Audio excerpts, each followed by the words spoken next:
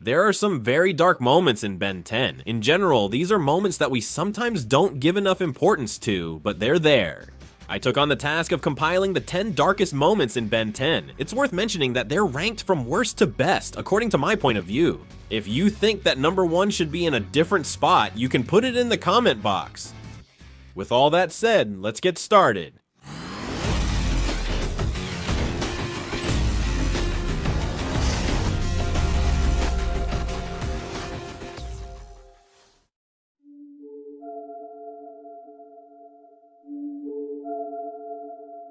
Turning into different aliens and fighting bad guys might be a lot of fun, but being a hero is not a game.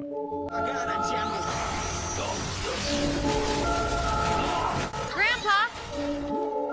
The harsh reality hits Ben hard. Grandpa Max suffers a severe injury during a fight against the leader of the Red Gang, which leads to him being hospitalized. I'm worried. This moment deeply affects Ben, who blames himself for putting Max in danger. Maybe I can get into those machines and see if I can help Grandpa. Ben, it won't work. What if I turn into Ghostfreak instead? I could join him, or at least try. I don't know. I just want to help. Rojo makes a deal with Vilgax to gain power and try to take the Omnitrix from Ben, which once again puts Grandpa Max's life and health at risk. It's very dangerous for you to stay by my side. If I didn't have this watch, none of this would have happened. All of this leads Ben to feel vulnerable. This moment serves as a reminder that deep down, Ben is still a scared kid. Dear Grandpa Gwen, I love you too much to put your lives in danger. It's what's best for everyone. With love, Ben.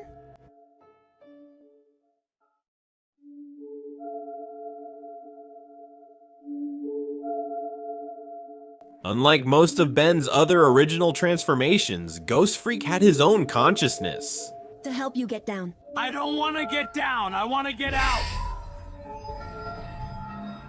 But in the episode, the ghost is on the loose. Phantasmatico's influence grows to the point where Ben starts hallucinating about this being. All of this leads to something even worse. Phantasmatico manages to take over Ben's personality in a battle against the circus freaks. They suffer the consequences. They are attacked in a different, very unnatural way compared to what Ben usually does. I had never seen Ben like that before. The situation becomes even more terrifying when Ghostfreak manages to escape from the Omnitrix and takes on a new form. Luckily, this being can't stay under sunlight, so Ghostfreak promises to take over Ben's body by any means necessary.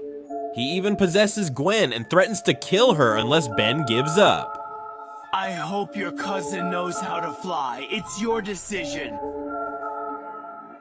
Honestly, Ghostfreak, that would leave a trauma that would haunt Ben for a long time.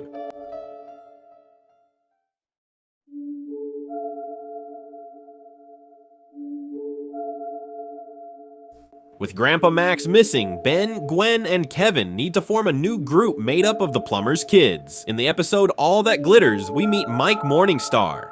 I'm Mike Morningstar. That hadn't happened to me before. Michael initially presents himself as a powerful ally with a heart of gold, saving a girl he happens to meet who was near his house. Mike starts to seem interested in Gwen. Kevin quickly begins to investigate him with that look Kevin gives you, but it turns out Mike had a very disturbing secret. He was a vain and power-hungry monster who, to satisfy his desire for energy, seduced and manipulated the girls at school. All of this was to absorb their life energy, but there was a side effect. The girls ended up in a zombified state, always under his orders. The girls here are kind of strange. They wear my school's uniforms, but I don't know them. By the time Ben and Kevin find out the truth, it's already too late. He had this one under his control. All he wanted was a little bit of power, and they bring me Gwen. Gwen, being a little node, is the perfect user to satisfy his thirst for power. The fact that Michael sees women as trophies makes his actions even more disturbing. Girls, come with me. Give me your power. Help me. Feed me. But if you think this is all, you're wrong. Michael repeats the same action, deceiving Charmcaster, seducing her only to obtain unlimited energy. causing in her one of the actions that we will see in some positions later on.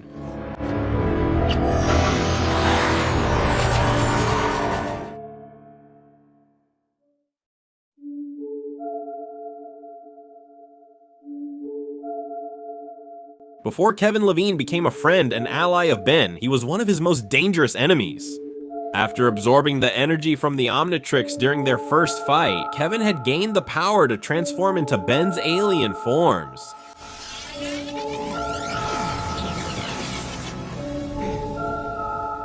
Kevin. With these new abilities, Kevin would use them for one thing: evil. Because it's time for revenge, dear friend. Everything 50-50. I steal and you rescue.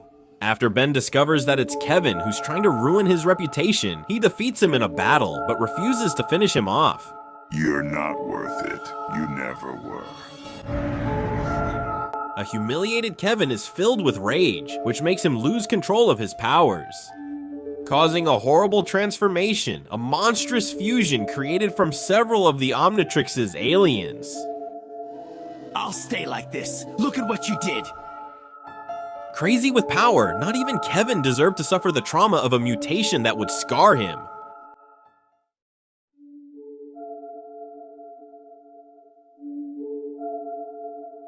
Once the Eternal Knights were gathered, their greatest legacy became present.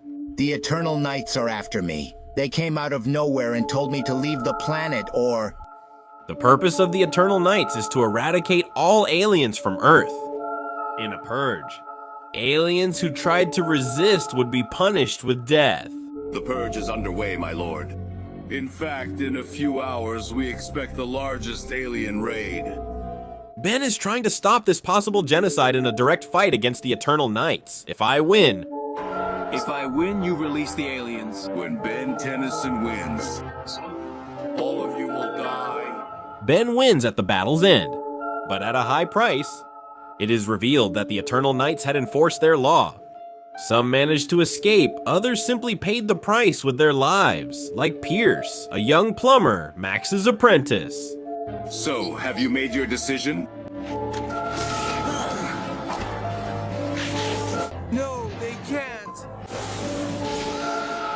Since he couldn't leave the planet, he was brutally killed by a group of the Eternal Knights. Pierce's death leaves us thinking a lot, because if this alien, being a plumber, was killed, how many of the 200 who couldn't be registered might have met the same fate?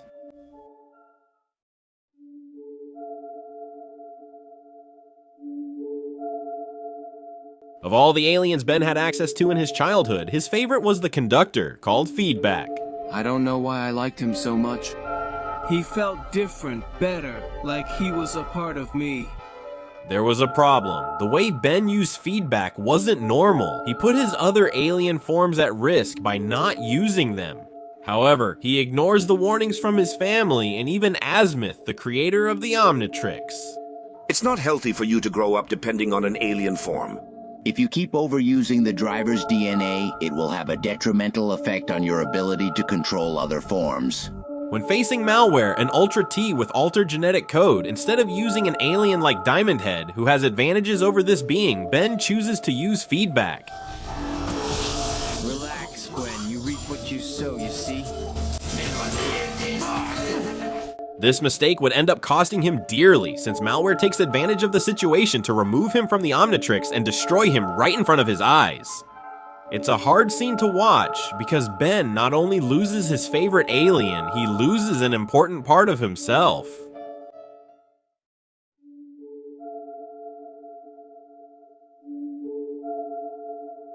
An act never seen before, he starts bringing several of Ben's ultimate forms to life, causing an error. And he ends up trapped with them inside the Ultimatrix. Why won't you leave me alone? Why?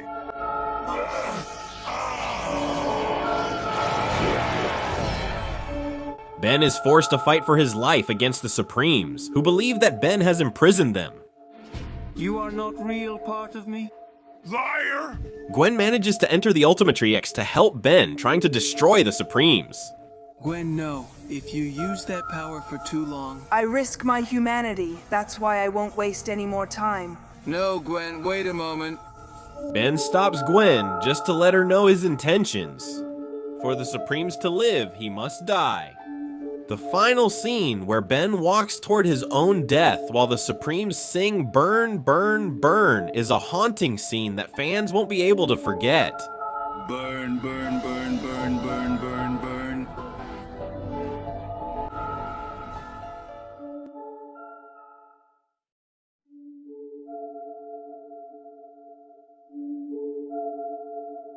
After absorbing the powers of the Ultimatrix to prevent a universal catastrophe, Kevin undergoes another mutation. I'm the guy. I'm such a baby, so weak.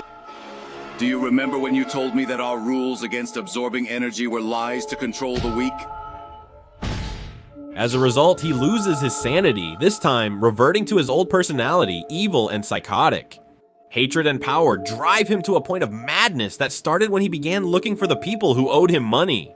Was it really Kevin? What's happening to him? He has been settling big and small scores. Until he was able to attack his girlfriend and teammate, Gwen. Hello, dear Gwen. Kevin's madness quickly overwhelms his sense of reason. With the number of victims rising, Ben promises to put an end to Kevin's rampage by destroying him.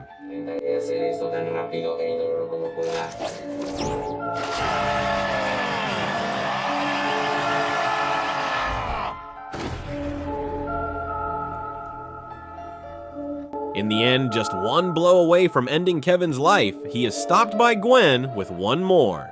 With one more, we'll finish. Ben, no! Although Kevin's death at the hands of Ben didn't happen, it's still shocking that Ben was willing to go as far as to eliminate his best friend.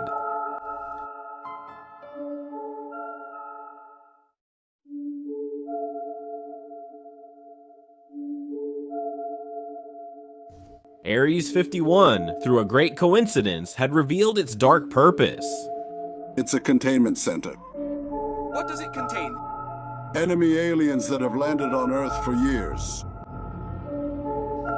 This area, an alien prison that broke all the rules. The threats we fight are sent to the appropriate authorities. Being trapped in a hole for life without due process. We know what we have to do, and I sleep better at night knowing my family is safe. Due to a security system failure, prisoner 775 had escaped.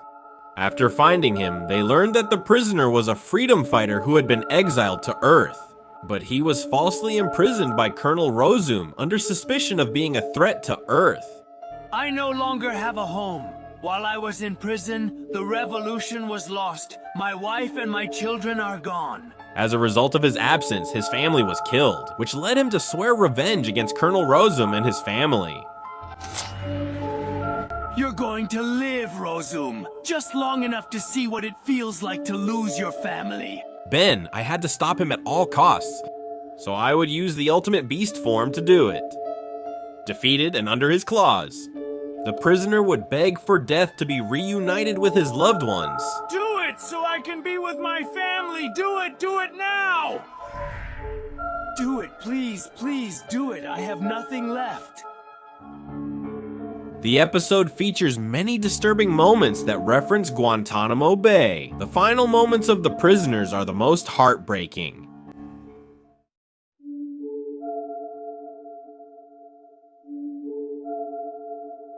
Charmcaster was full of hatred, resentment, revenge, with so many negative thoughts. She just... Yes, I'm sure she did. Charmcaster had one goal: to get her father back. Your father is dead. For now, but my sorceress machine will change all that. Focused on bringing back the only person she could trust, Charmcaster would offer 600,000 souls, the life force of every being in this dimension, in exchange for her father to be revived. Are you ready to make your payment? I am.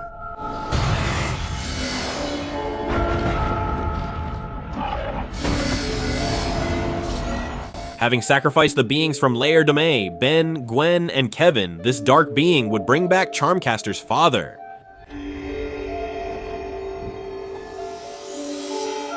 The father, horrified by the slaughter his daughter had committed, felt disappointed. He admitted he sacrificed himself to keep his daughter away from evil.